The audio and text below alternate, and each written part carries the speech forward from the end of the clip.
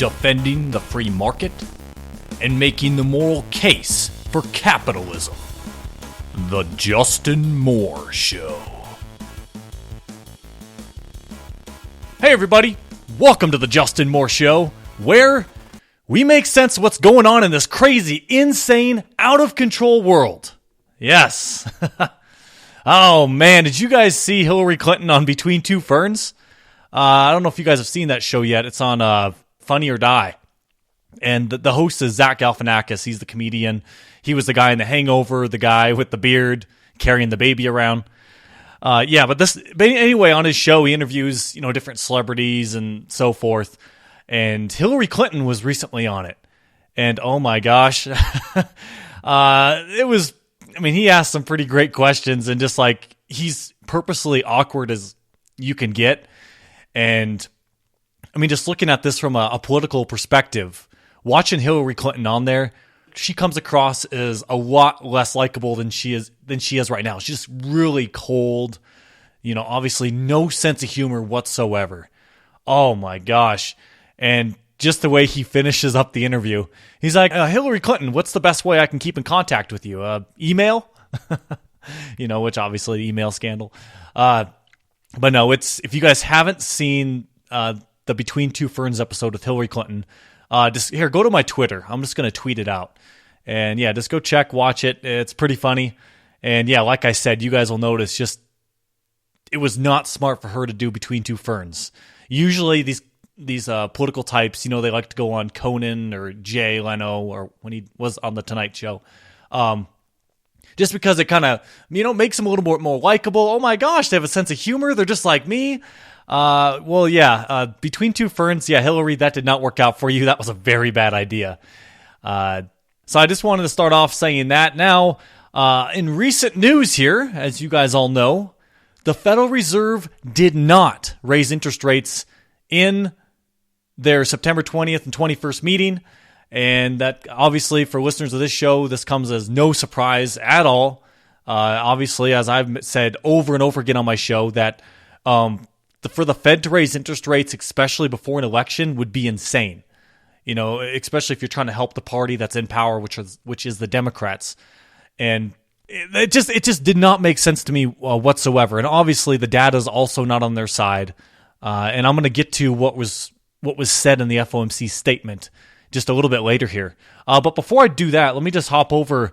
Also this week, the BOJ, the Bank of Japan, they announced a massive change in the way they're doing their QE. Yeah, they're printing money over there. They have negative interest rates over there in Japan.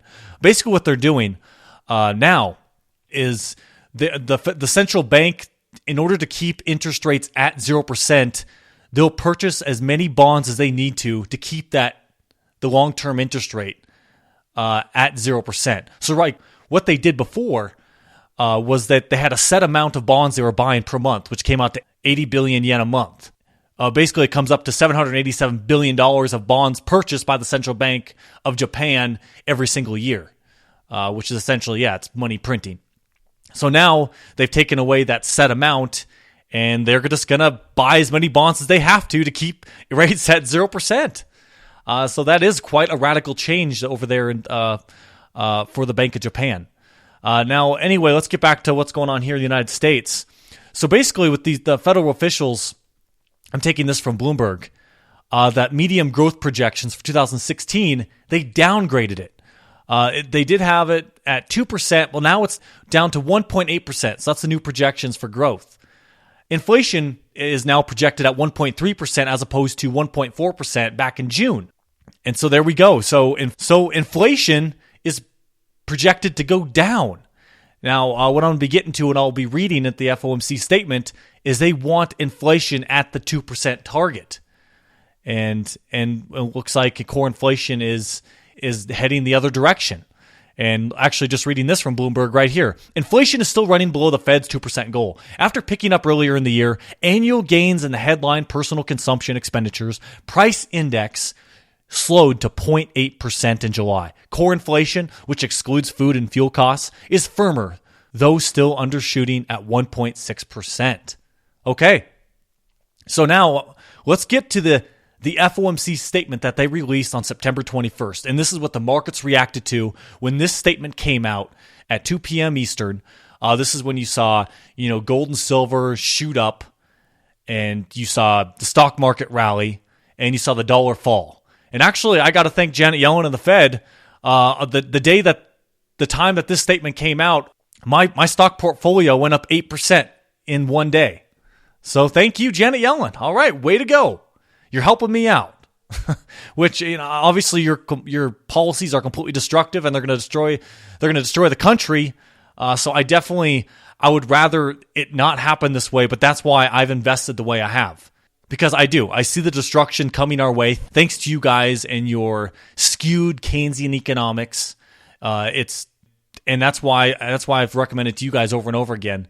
You protect yourself from these idiot fools at the Fed and in government in general, because they will wipe out your savings. They will destroy what you think you have or what you think is to come with your retirement.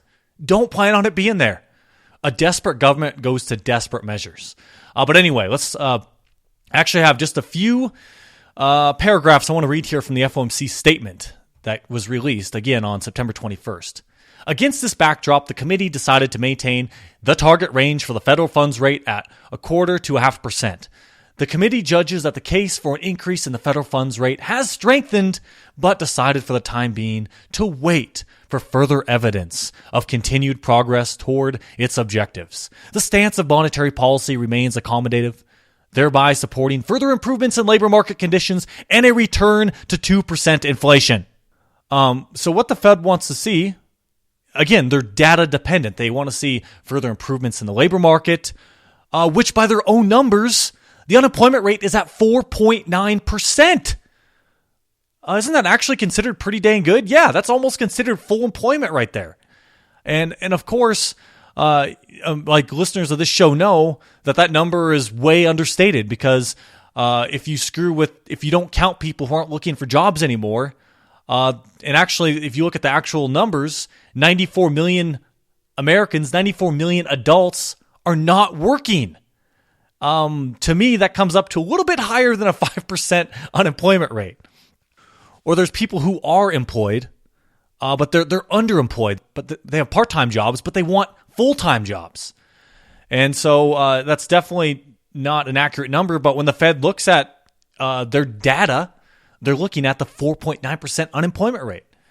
And again, what they referred to at the end there was the inflation rate, which, let me just read this next paragraph here from the FOMC statement, and they dive in further into what they want to see.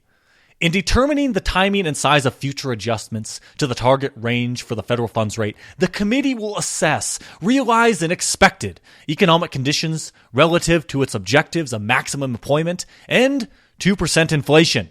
This assessment will take into account a wide range of information, including measures of labor market conditions, indicators of inflation pressures, and inflation expectations, and readings on financial and international developments. In light of the current shortfall of inflation from 2%, the committee will carefully monitor actual and expected progress towards its inflation goal. The committee expects that economic conditions will evolve in a manner that will warrant only gradual increases in the federal funds rate. The federal funds rate is likely to remain for some time below levels that are expected to prevail in the longer run. However, the actual path of the federal funds rate will depend on the economic outlook as informed by incoming data. Okay, so everything they just said there, again, it gets back to what I just said. They're completely data dependent. Yes, they want to raise interest rates. They really do, but it just depends on the data that comes in. And they're really stressing in this FOMC statement inflation. And obviously, if inflation is, staying stubbornly low, and it looks like inflation expectations have actually fallen recently, I guess if you're really going to be data dependent and you want to see inflation hit its 2% target and it's not there, why would you raise interest rates, right? So from what I've read here and looking at the FOMC statement, it definitely seems like the Federal Reserve is not going to raise interest rates in December, because they really want the inflation rate to hit their target of 2%. At least they want to hit it. And if it can't hit that target, well then screw it. No, the data doesn't support their reasons to raise interest rates. So I really think that'll be one of the big excuses they make in December when they don't raise interest rates. It's like, hey, look, yeah, we still want inflation at 2%. And it's not there. So we're going to hold off on raising interest rates. And then, of course, they'll be like, okay, but in March, we still think, oh man, the case for raising interest rates has strengthened. And so then everybody will shift to March. Again, this is what I was referring to 2 episodes ago, talking about how the Fed, how they're just playing games. It's always, the next meeting. And it's, like Peter Schiff likes to refer to, it's, Charlie Brown and Lucy with the football. The Federal Reserve is Lucy taking away the football at the last possible second. Nope, man, next time Charlie Brown. And Charlie Brown, he always comes back to kick the football, or he tries to kick the football, but again, she always pulls it away at the last second. And that is what the Federal Reserve's doing in regards to interest rates. With the exception of last December, which was the first time the Federal Reserve had raised interest rates in 10 years. And it's still, even if the Federal Reserve did raise interest rates, we're at 0.5% now. We're going to go to 0.75%. Oh my gosh. Wow, that is such a high interest rate. How can the economy sustain that? It's still historically low interest rates. We're still below 1%. And when Alan Greenspan was Fed chairman, he didn't cut interest rates below 1%. But anyway, and what's interesting here, and what the Fed referred to earlier in their FOMC statement, they made this comment, which they always make this comment. It says, consistent with its statutory mandate, the committee seeks to foster maximum employment and price stability. Okay? Well, since the unemployment rate's already basically at full employment, according to their numbers, and now we just got to look at price stability. Well, that's why they're so focused on the inflation rate. The inflation rate is below their target. And that's another thing. How is a 2% targeted inflation rate? How is that price stability? A 2% inflation rate is you slowly getting your purchasing power destroyed. And I made this comment 2 episodes ago that with a 2% inflation rate, you actually lose 50% of your purchasing power in 35 years. How is that for price stability? You would think price stability would be 0%, right? A currency not changing. Now, of course, when I endorse a gold standard, would there be perfectly priced stability? No, there wouldn't. You would actually see prices slowly falling. But the price level isn't what's important. Obviously, you want a medium of exchange. That's tied to something. That's tied to a weight of gold. Now that's certainly a stable thing. But will you be able to always buy the exact same amount of goods with that certain amount of gold? No, because of improvements in technology and productivity, you should be able to buy more and more goods with your money. Your savings should go farther. But no, not in the crazy world we live in today.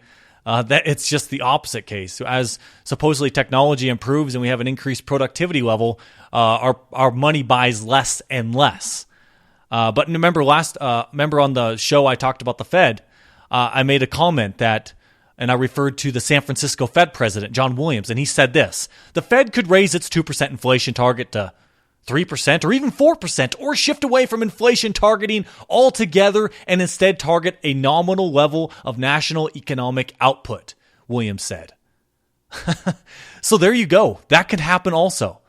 If the Fed, if they actually do reach the 2% inflation target, what this Fed president's saying, hey, you hit 3%, 4%, who cares? We're not too concerned about that. We definitely want a higher inflation rate. And he'd actually would rather target national economic output, so like a GDP, which GDP hasn't been above 3% during the entire time Obama's been president. And actually, it's looking like it's close to 1.8%, which is horrible. But Continuing on here with the FOMC statement, here's what they say, just to finish it off here. The committee is maintaining its existing policy of reinvesting principal payments from its holdings of agency debt and agency mortgage-backed securities and of rolling over maturing Treasury securities at auction. And it anticipates doing so until normalization of the level of the federal funds rate is well underway. This policy, by keeping the committee's holdings of longer-term securities at sizable levels, should help maintain accommodative financial conditions. Okay, so what the Fed is just saying here is that basically their $4.5 trillion balance sheet that the Fed has accumulated from buying mortgage-backed securities and treasuries because of QE, the money printing I talk about, because they want to maintain that balance sheet as the bonds mature. They have to roll them over and they have to purchase new bonds. If they just let the treasuries retire and they don't replace them, well, then the Fed balance sheet would actually shrink. And they don't want that. They have to maintain, at the very least, maintain that $4.5 trillion balance sheet. And that's like when I argue for an increase in QE, I'm arguing that they're going to have to increase that balance sheet. Because if you want to keep a bubble going, you have to keep increasing credit. And once you stop increasing credit, that's the day of reckoning, because that's when a lot of projects are realized. Hey, we actually don't have enough savings to cover our projects, our long-term projects that these businesses were engaged in, based on all this artificial credit out there. That is what's coming our way. That's the 2008 like event, actually worse than what happened in 2008, is coming because of these artificially low interest rates. Brought on by the Federal Reserve. Thank you, Janet Yellen. Thank you, Ben Bernanke. And, Alan Greenspan, well, thank you too. But now I also looked at what came out with the FOMC meeting. They also released some charts from the Federal Reserve Board. And in these charts, they have some dot plot graphs that are basically, it shows everybody from the committee and kind of where they all come down. And if you average out all the people on the Federal Reserve Board, all their opinions on what they think about inflation, GDP, the federal funds rate, what they see, coming over the next few years. This is what I found out. That they see, all the Fed governors see inflation staying at or below 2% through the year of 2019. And then if you look at real GDP, they see that staying below 2% through 2019. If you look at the federal funds rate, which they did not raise at this September meeting, they see that at a rate between 2.4 and 3% through the year 2019, which still, these are all projections. So how many of you out there see a federal funds rate of 3% in 2019? Yeah, I don't either. However, no, I would make an exception to that. As long as the Federal Reserve is still in control and things are like they are now in 2019, which is hard to believe, then yeah, I think the Federal Reserve is going to keep interest rates at zero as long as they possibly can, or they'll go negative. But once they lose control, it's not up to the Federal Reserve.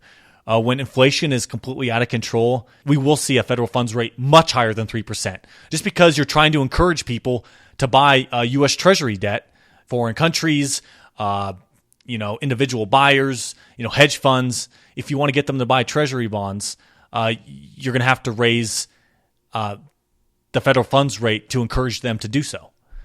And actually, the Federal Reserve Board governors, they're projecting a federal funds rate in 2017, so next year, between 1.1 and 1.9%. These guys are still out to lunch. That's not even going to happen, but whatever. These Federal Reserve guys, of course, these are projections, so they don't mean anything, because the Federal Reserve, remember at the beginning of this year, they projected 4 increases in the federal funds rate, and it didn't happen. We haven't had one yet, and here it is. It's almost October, for crying out loud. And again, this is what's so silly, that the markets in general, they have put so much weight on these Fed projections, but they're about as accurate as a blind man playing golf, right? Which, I guess I should be careful because, let's see, what was it? It was a few years ago. There was a blind woman who made a hole-in-one. Actually, I think that was several years ago now. Well, maybe there's been more than one. So for all you golfers out, you guys are trying to get hole-in-ones out there. Well, blind people, they can get hole-in-ones too. And then just to finish up this episode, I found this to be very interesting. You guys have heard me mention before on my show, talking about The Big Short, and I strongly recommend that movie. Fantastic. The guy who's played by Steve Carell in the movie, the real life guy is Steve Eiseman. Well, this guy has made news recently where he definitely sees some problems in the markets today. He's basically sees another Big Short, if you will. So this is the guy, Steve Eiseman. Steve Eiseman is the guy who made millions and millions of dollars shorting subprime mortgages in 2007.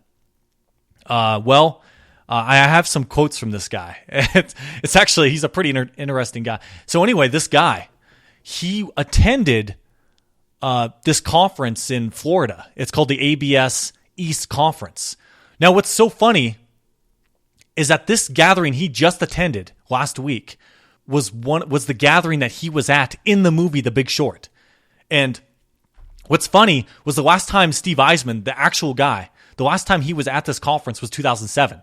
So just like the movie. So here he is, for the first time in 9 years, attending the ABS conference, which is made up of all these big-time Wall Street guys.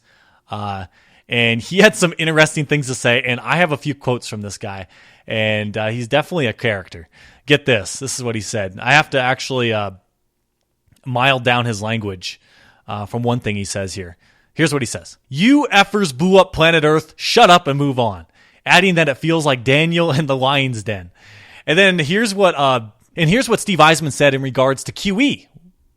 QE is no more than monetary policy for rich people, the money manager quipped. He said that central banks use QE to go out the risk curve, so people invest in the stock market, but it does not impact the economy. Most people do not invest in the stock market. They invest in banks, and banks don't pay interest on their money. And then he also said, in 2007, "I'm so happy I can't stand it. But in 2008, it was planet Earth in trouble. I told someone I felt like Noah. Do you think Noah was happy?" And then there's this one right here. The last quote I got from Steve Eiseman. Asked to name the next Big Short, Eiseman initially declined. "I'm not in such a big rush to do it again," he said. "It took years off my life." Then he relented, saying, "The only Big Short out there is when the world loses confidence in QE." There you go, my friends. This is what I've been saying on my podcast for a long time now, pointing out that, hey, look, we're in the end game, and once people lose confidence in the central banks, the gig is up. Pick up your toys, go home. All of this money printing and this wild government spending and this huge increase in debt that we have today. I mean, just when Obama came into office, the national debt was $10.5 trillion, that was crazy, right? $10.5 trillion. Well, now the national debt is over $19.5 trillion. That's almost a doubling of the national debt in 8 years. I mean, it's unprecedented. And that's the thing.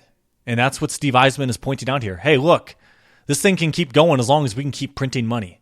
As long as the central bank can, keep playing around with their little policy tools, how they think they can tweak the economy and make things better. Things will kind of slug along. But once people lose faith in the ability for the Federal Reserve to manipulate the currency, that's when there's a complete lack of confidence in fiat money, which is the dollar. It's been backed by nothing since 1971. When it was backed by gold. So this is where we're at today, guys. Here's the guy from the movie The Big Short, and he made a comment, and I actually didn't pull up that quote where he said that he's as left wing as they come, but he definitely sees problems with the economy, and actually, I mean, he seems like he's definitely an animated guy. That's for dang sure. This guy. You know what? I would guess if Donald Trump, if he does become the 45th president of the United States, he probably will put Steve Eiseman in some position in his administration. I'm serious. I bet you he will. This Steve Eiseman seems like a Donald Trump-like character. I mean, just from these little quotes I read, and man, I'd like to actually go see that guy speak sometime. But anyway, guys, that's all I have for you guys today. Just you got to protect yourself. just going back from what the Steve Eiseman said and what I've said, once people lose faith in the fiat currency, the game is over.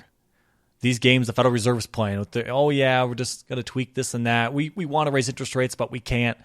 No. Once people lose faith in the Federal Reserve and fiat currencies, no, none of that matters.